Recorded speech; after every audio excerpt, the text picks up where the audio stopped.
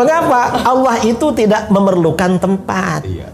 Allah itu maha suci dari bertempat. Terus kalau Allah di aras, pas dia turun sepertiga malam, terus yang duduk di situ siapa? Nah, ya itu persoalan. Terus kalau Allah duduk di atas aras, apakah Tuhan itu lebih besar daripada aras atau lebih kecil daripada aras? Nah, ini problem lagi.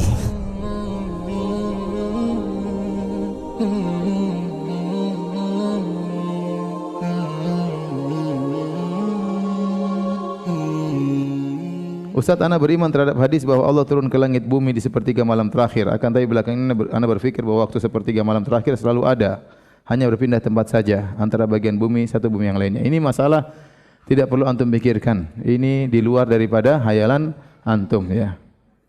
Allah tidak bisa dikiaskan dengan makhluk, ya. Antum kalau ingin tahu bagaimana cara Allah turun langit ke dunia, antum harus tahu pertama Allah bagaimana dulu, terus langit dunia seperti apa, ya. Baru antum bisa bayangkan bagaimana turunnya Allah, baru antum gandengkan dengan sepertiga malam terakhir. Allah mudah melakukan berbagai kegiatan dalam satu waktu, ya. Allah mudah tatkala orang salat, semua orang membaca Al-Fatihah, dalam setiap waktu Allah menjawab perkataan mereka semuanya, ya. Makanya Allah mengatakan, jika Allah seorang hamba mengatakan alhamdulillahirabbil alamin, Allah mengatakan hamadani abdi, hambaku mujiku. Kalau mengatakan Ar-Rahmanir Rahim, kata Allah majjadani abdi. Maliki yaumiddin, kata Allah athna alayya abdi, hambaku memujaku. Setiap orang yang bicara gitu Allah balas. Bahkan kata Nabi SAW, idza kana ahadukum qama yusalli fa innahu yunaji rabbahu. Jika salah seorang dari kalian sedang berdiri salat, sungguh sedang berhadapan dengan Rabbnya. Sementara orang salat dalam satu waktu berapa juta orang salat. Allah bisa jawab semua permintaan mereka, Allah bisa bicara mereka dalam satu waktu. Demikian juga wa huwa sari'ul hisab. Allah mudah hisabnya. Allah akan menghisab berapa miliar, entah triliun manusia. Allah mudah menghisab apa? Mereka, mudah bagi Allah. Sebagaimana Allah memberi rezeki kepada mereka dalam satu waktu. Allah pun turun, Allah mau kasih dimensinya satu, mungkin itu enggak usah kita pikirkan. Yang ente pikirkan pada sepertiga malam ente bangun salat malam. Jangan ente bangun sepertiga malam, ini Allah lagi di mana ini? Apa yang pikirkan? Itu bukan tugas ente, di luar kemampuan ente. Karena sebenarnya orang menggunakan akalnya tidak pada tempatnya, ya. Ya, banyak hal yang antum tidak bisa pikirkan di luar daripada nalar antum. Apalagi bicara tentang Allah Subhanahu wa taala, ya.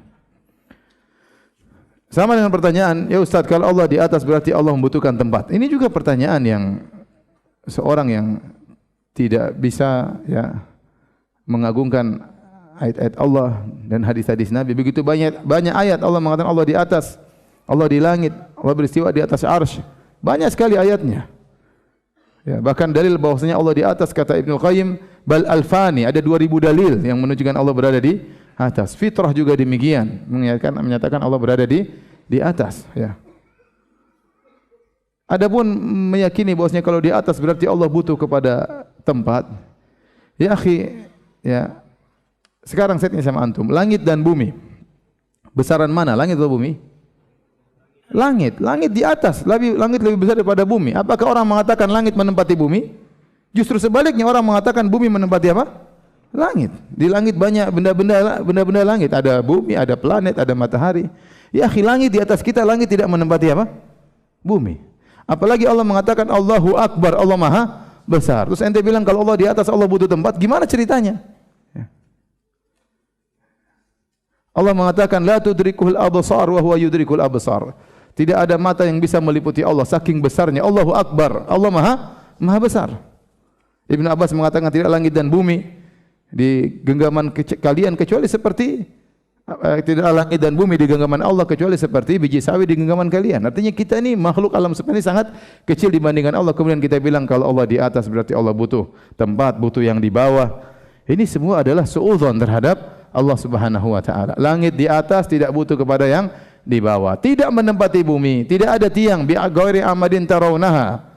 Rafa'as samawati bi ghairi amadin tarawnaha. Kata Allah, Allah mengangkat langit tanpa ada tiang yang menyangganya, tidak ada.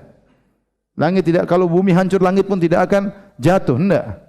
Kemudian kita berpikir kalau Allah di atas berarti Allah butuh tempat di bawah. Gara-gara akal kita enggak nyambung, akhirnya semua ayat kita tolak. Oh bukan begitu, oh bukan begitu. Ratusan dalil mengatakan Allah di atas, bukan begitu, ditakwil. Capek ente mentakwil. Taib, Al-Quran turun dari atas, terus maksudnya Allah tidak di atas. Oh, maksudnya begini. Malaikat lapor ke atas, lapor kepada siapa? Oh, enggak tahu lapor kepada siapa. Berarti terus amalan naik ke atas. Oh, ke atas maksudnya kemana? Bingung. Allah turun ke langit bumi. Allah, kalau Allah turun ke langit bumi berarti Allah di atas. Allah enggak di atas. Itu yang turun apa? Rahmatnya. Cuma rahmat cuma sampai langit dunia, enggak sampai ke kita, ngapain? Oh, maksudnya malaikat yang turun. Kalau malaikat turun, nah malaikat, kenapa Allah berkata hal min da'in? Siapa yang berdoa kepadaku? Apa malaikat berani berkata demikian? Siapa yang berani minta kepadaku? Ya, akhirnya orang tatkala ditakwil seperti ini, pengagungan terhadap Allah kurang. Coba kalau antum yakin Allah turun, antum semangat bangun. Semangat bangun, saya ingin Allah mendekat kepada hamba-hambanya. Semangat beribadah. Tapi kalau sudah punya syubhat-syubhat, enggak ada. Repot. Karena syubhat semuanya ya.